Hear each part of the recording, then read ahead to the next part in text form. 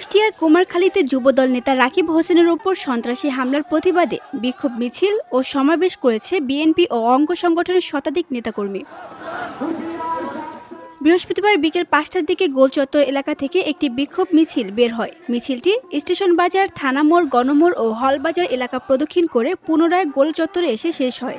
বিকেল ৬টায় গোলচত্বর সংলগ্ন মহাসড়কে অনুষ্ঠিত প্রতিবাদ সমাবেশে সভাপতিত্ব করেন উপজেলা যুবদলের সিনিয়র যুগ্ম আহ্বায়ক রুবেল হাসান রজন।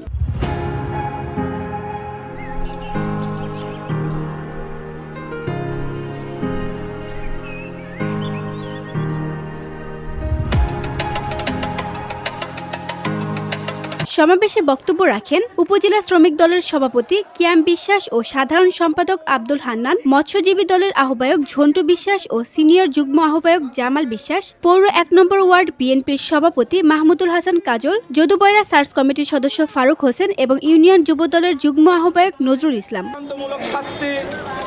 বক্তারা অবিলম্বে রাকিব হোসেনের ওপর হামলায় জড়িতদের গ্রেপ্তার ও দৃষ্টান্তমূলক শাস্তির দাবি জানান।